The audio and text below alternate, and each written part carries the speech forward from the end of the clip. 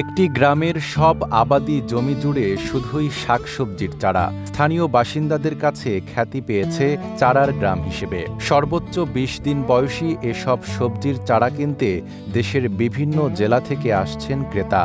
প্রতিবছর প্রায় ৮ থেকে ১০ কোটি টাকার চারা বিক্রি করেন উদ্যোক্তারা। সরেজমিনে গিয়ে দেখা যায় কেউ ক্রেতাদের সঙ্গে চারার দর কষাকষি করছেন, কেউ চারায় পানি ছিটাচ্ছেন, কেউ আবার চারা তুলে গুনে গুনে ক্রেতাকে বুঝিয়ে দিচ্ছেন। পুরো মাঠ জুড়ে এক অন্য রকমের ব্যস্ততা। বিভিন্ন প্রান্ত থেকে আগত চাষিরা ভিড় করছেন চারার জন্য। 15 বছর ধরে আমি এখান থেকে চারা নিতেছি। আমি প্রতি বছর আল্লাহ সাল্লাম থেকে চারা নিয়ে আমি ফলন ভালো পাইতেছি, এই হিসাবে আমি এখানে আসছি। আমি এখান থেকে চারা নিয়ে 10 বছর ধরে এখান থেকে চারাটা নিলে বীজটা ভালো হয়, আমরা ফলনটা ভালো হয়। এখানে ফুলকপি, বাঁধাকপি, টমেটো, বেগুন, মরিচ, সিম, লাউ, কুমড়া, ব্রকলি সহ অন্তত 23 ধরনের সবজির চারা উৎপাদন হয়। 15 থেকে 20 দিন বয়সী যে কোনো সবজির চারা বিক্রি হয় পিস হিসেবে। এক পিস চারার তার আকার, আকৃতি ও ফলন ভেদে 1 টাকা, 1 টাকা 20 পয়সা, 1.5 টাকা, 2 টাকা এবং সর্বোচ্চ 2.5 টাকায় বিক্রি হয়।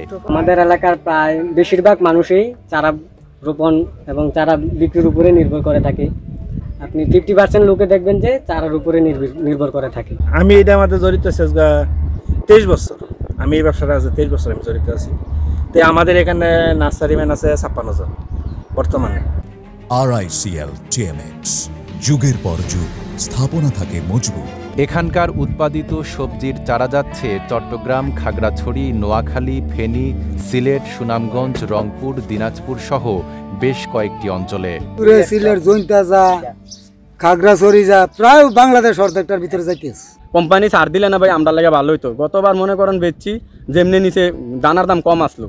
এই বছর কিন্তু বীজের দাম অতিরিক্ত, কিন্তু আমরা সারা বেচতে পারি না। কুমিল্লার বুড়িচং উপজেলার ময়নামতি ইউনিয়নে অবস্থিত এই গ্রামের নাম সমেশপুর। প্রায় 7 দশক ধরে শীতকালীন বিভিন্ন শাক ও সবজির চারা উৎপাদন করে জীবিকা নির্বাহ করছেন এখানকার বেশিরভাগ মানুষ। এবার কৃষকরা 12 একর জমিতে চারা উৎপাদন করেছে।